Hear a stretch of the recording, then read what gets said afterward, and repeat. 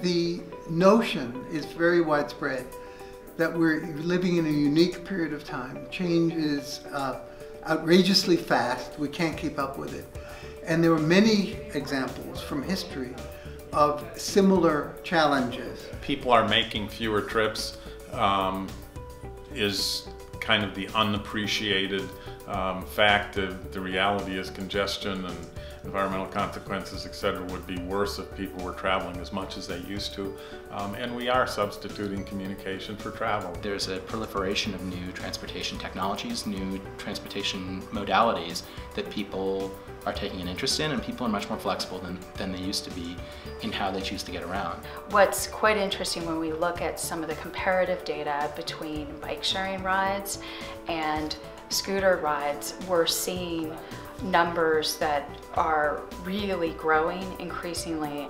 Is there a benefit here? And if there is a benefit here to people who have the fewest options, or for whom auto ownership is too costly, or they need to be saving more money because it's just skyrocketing cost of living that they're up against, that to me is worthy enough to kind of forgive the side of it that's private. This idea perhaps coming in that somehow this is a really innovative, scary, place of public interest being attached to these private innovations as this new concept is like, no, we've been at it for a long time. We're excited to partner with private agencies because there's power together.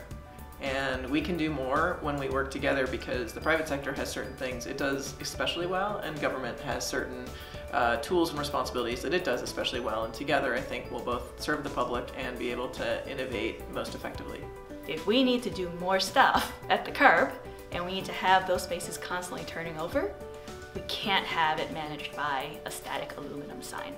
We've got to have something that's dynamic, that can be changed, that we can have be a bus lane one, early part of the day, be a delivery zone the middle part of the day, and then be a bike lane in the afternoon.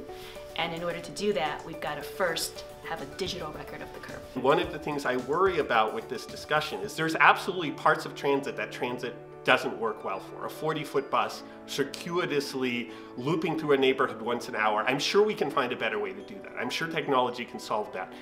But we shouldn't get distracted by that. We should really focus on making the core strength of transit something we do incredibly well. When we think about public transportation as a utility, we focus on the bare minimum. We got the service out, it's clean enough, the door's opened, the bus stop is there and it's labeled. We focus on the minimum, and maybe that's been enough, or maybe we have all lowered our expectations to the point of the utility. If we're going to see significant increases in use of public transit, there's a lot of things that have to happen. One of those is that we have to manage the automobile more intelligently. We just can't allow everyone to drive anywhere they want, anytime they want. The second thing is that we need to create environments that are more conducive to travel by foot, by bike, by scooter, and by public transit. Transportation is a human right. Human right for everyone means when we put service out, what is that going to do to everyone? We're trying to make sure everybody gets an opportunity to be mobile.